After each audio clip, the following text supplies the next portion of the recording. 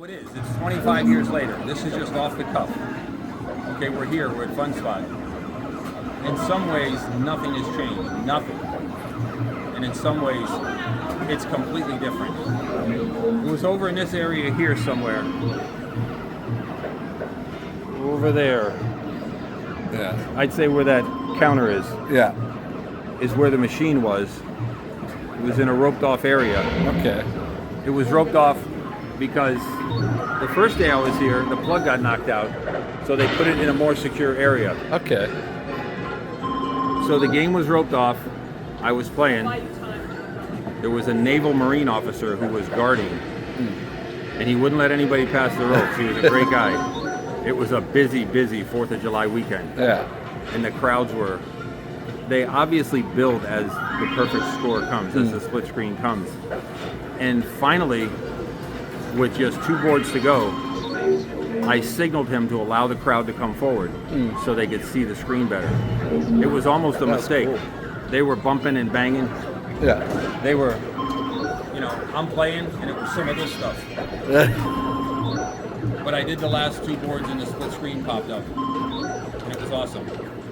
I picked up the phone and I called my friend, Chris Ira, right on the spot. So, Funspot is Funspot, but the layout has been added to tremendously. If we go this way, this is what people call the 3rd floor, A-cam. But before we get there, this pinball here, Hercules, the world's largest pinball. My idea, my vision is to get one of these, strip it down completely, and make it a King of Kong pinball. It just seems like it would look right. One day maybe it'll happen. I'd like to do that. Another personality in the industry. Yes. He came here. He's a good guy. I've met him at a lot of shows. His name's Mr. Keith. He's a serious guy. He's a funny guy. Yeah. Anytime you have the opportunity to go to a convention where he is, where he'll be, it'll be worth your time. He came here. He spent a considerable amount of time, and Funspot really loved him. Yeah, I've seen his YouTube videos. He's cool. So Billy. It's really awesome. See how they have all the Universal games lined up? Yeah. Was it always like this, Billy? Have they changed it a lot? No, this whole area here wasn't here. Oh, wasn't it? It was during Bike Week, I believe, that Gary and his gang created what was over there and brought it all over to here. So as they gain more and more games for the museum, quite honestly, I've seen more and more pinballs moved out or to other areas, is a better way to say it. yeah. So the perfect Pac-Man machine is here. Yes. And this is the actual machine that was over the other place, roped off. Same machine. Same machine. Same board, same marquee, same technician. Yeah. The only thing that's not the same is the electrical outlet. Yeah. But Awesome. we're gonna have fun. So this is all your Pac-Mans, isn't it? Yeah, it's all lined up. See how organized it is. It's awesome. Yeah. So I guess on this road, because obviously I play a lot now in Funspot, Right. This is the Donkey Kong machine from King of Kong. Right. Now this was like this, I believe, although I wasn't here. As you see, the Nintendos are lined up here. Yeah. I believe this is where our friend Steve Levy was seated. Yeah. Maybe in this exact position that you see in the movie. But it was this exact machine he got 985 on, which was the highest score ever achieved at Funspot. Yeah. Yes, Steve, I actually said that. But yeah, this is like the King of Kong machine.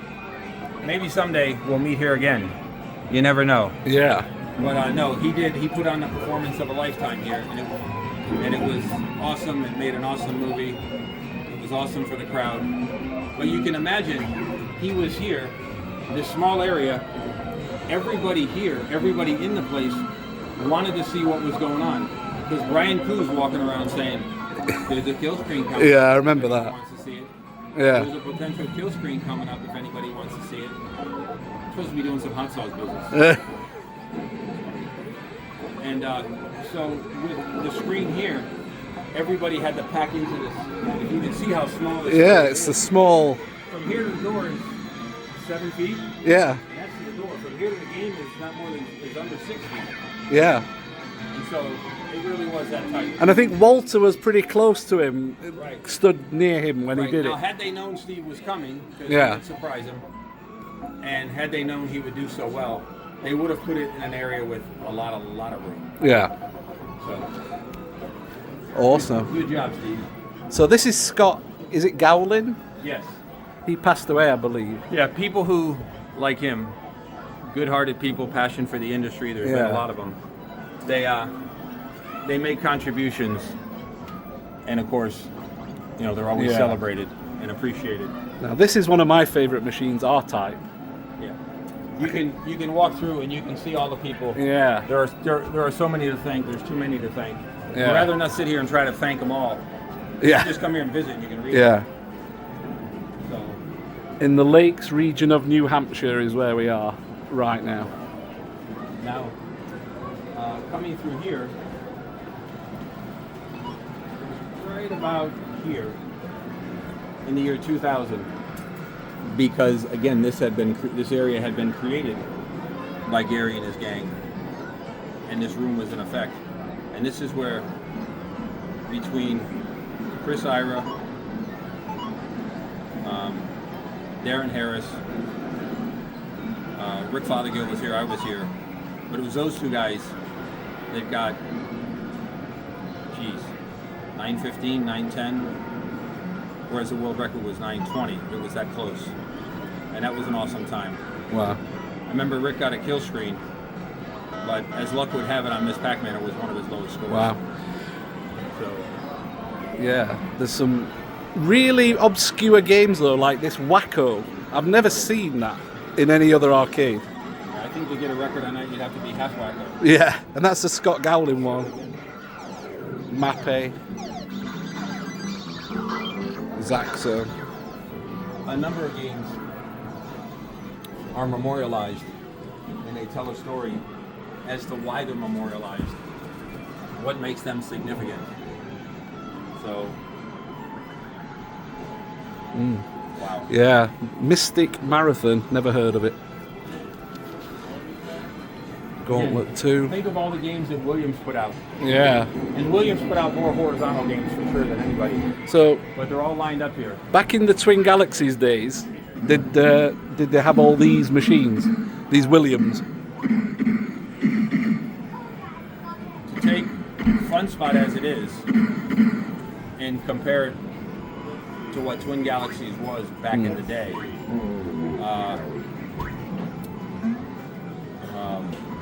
David and Goliath is not a good term. Yeah.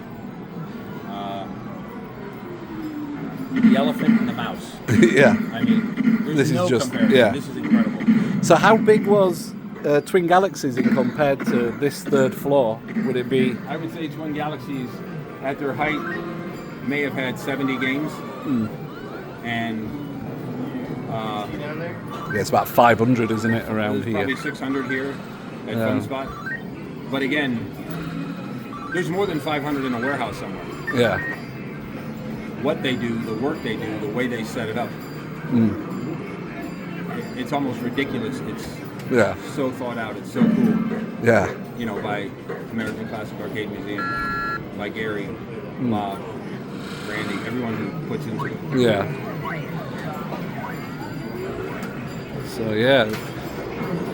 Now I've asked before, and Tetris is the one machine that everybody plays. It seems to be the one machine that takes the most coins. Is the Tetris down the bottom there? Yeah, that's neat. Now, again, we go to the year 2000. Zach Ample was here, and no, it wasn't Tetris. I apologize. It was Arkanoid. He's good at Tetris too. Yeah. But he set a world record, and the crowd was there to watch. Wow. That was really cool. There have been more high score and significant world records. Let me say it another way. There's been more significant high scores and world records at Funspot than any other arcade in history, for sure. Wow.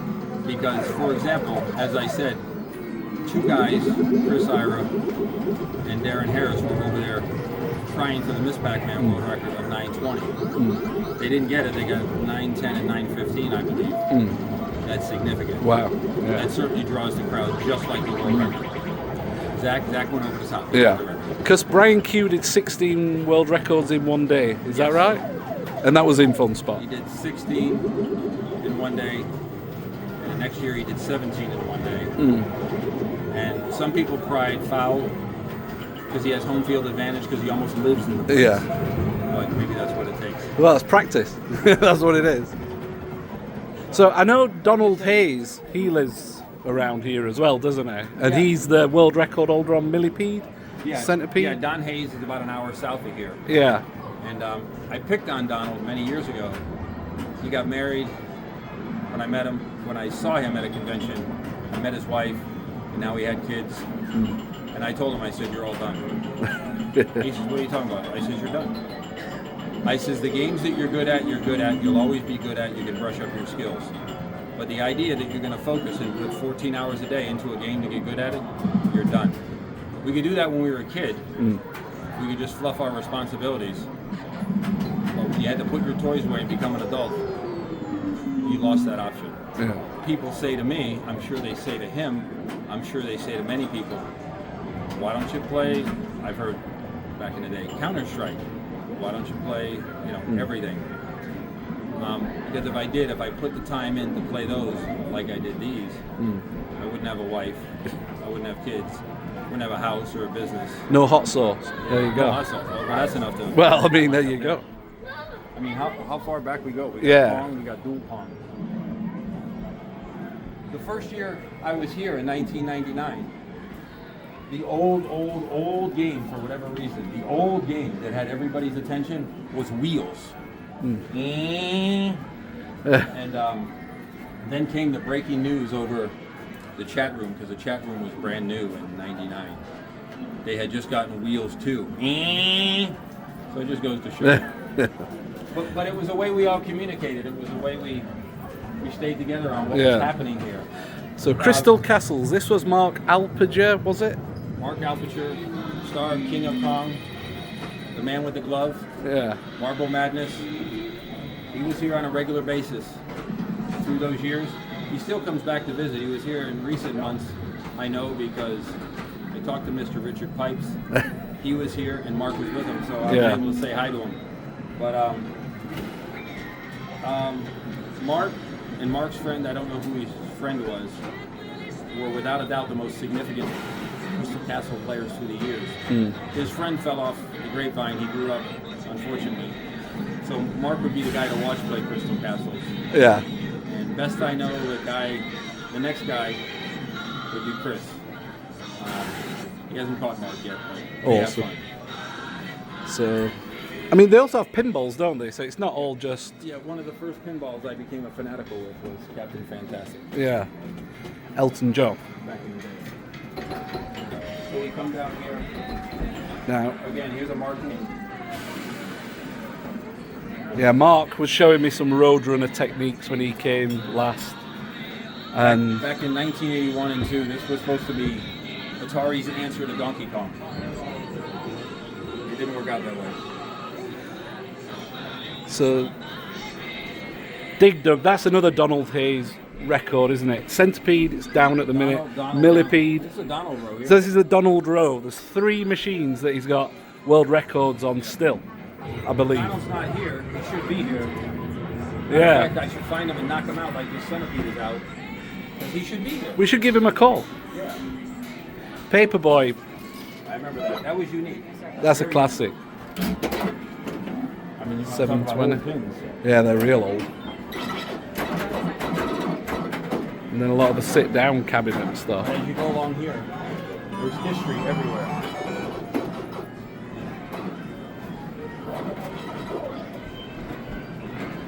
So, what's your view on this one, Billy? Crazy Kong. Oh, I've never really played it, and playing Crazy Kong it's kind of like, in a comparison, it's kind of like eating the most awesome hot sauce or having something else.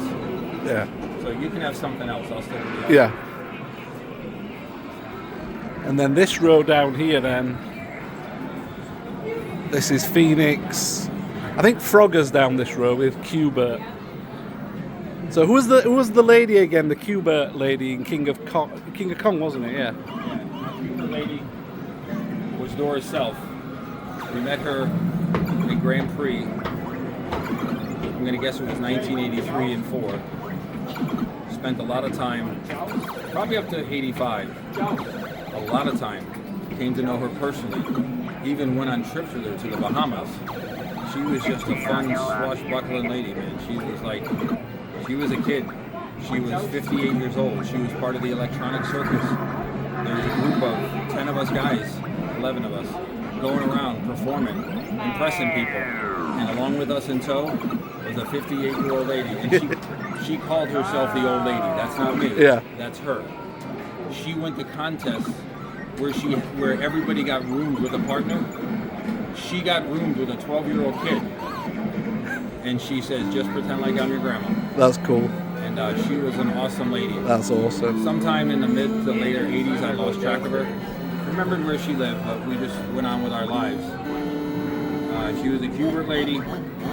She was bridge, poker, played craps, and as she says, hung out with the old ladies too.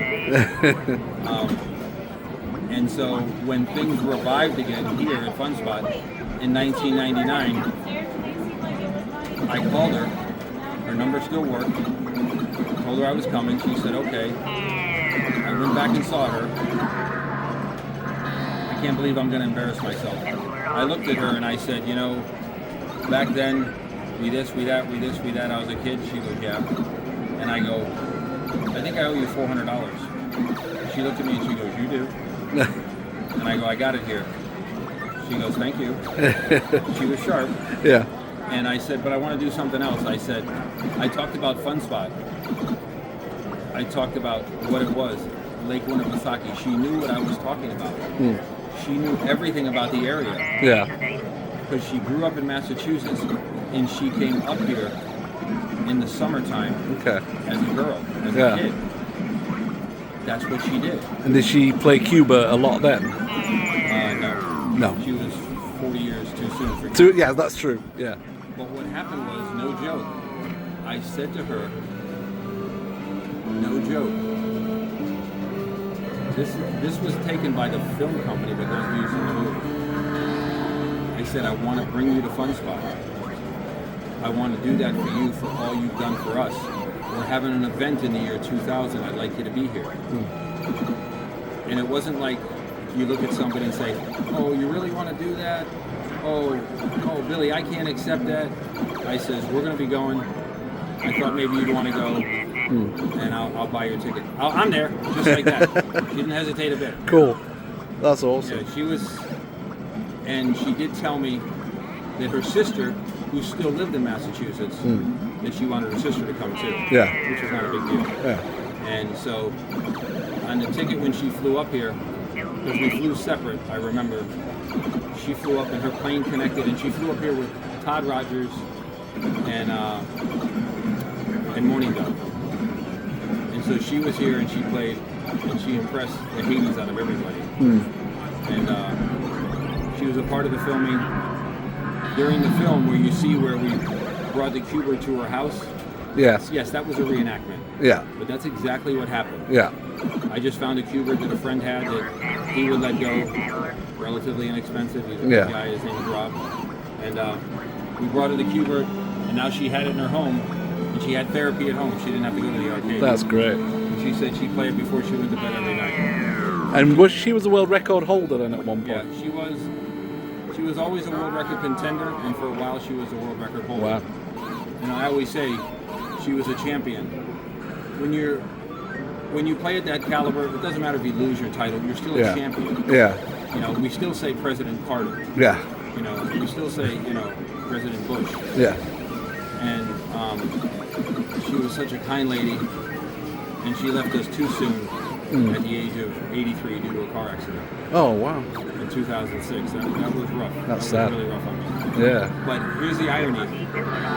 When I brought her up here, and she met Bob Lawton, they talked and talked and talked and talked, and they remembered when she came up here, and she was a little girl, he taught her how to water ski.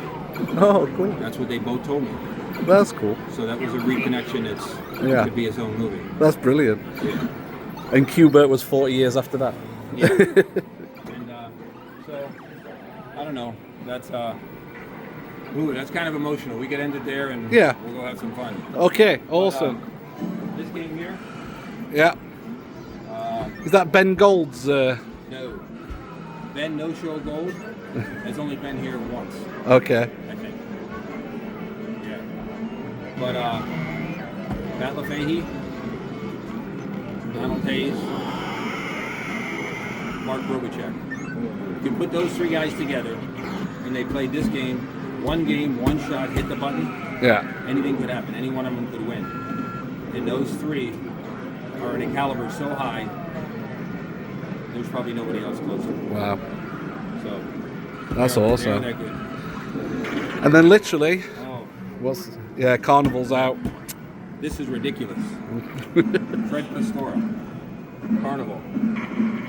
Somebody claimed a score of 500 and something thousand that everybody thought was ridiculous. No, somebody claimed a score of 200 and something thousand. Everyone thought was ridiculous. And because nobody could get near it.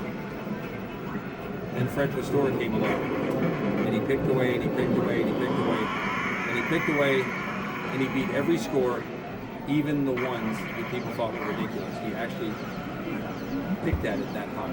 Wow. He was great. That's He was great to crazy. watch. Okay, And then, one more. Funspot Depth charge. 1952. Bob Lawton and John Lawton, his brother. His brother who passed away in the early 2000s, way too soon. A great guy. There's pictures of him here. His game of choice, depth charge. His world record, depth charge. I often talked about him to Bob. And by the way, Bob's favorite game, Rally X. Rally X. Awesome. That's it. Thanks, Billy.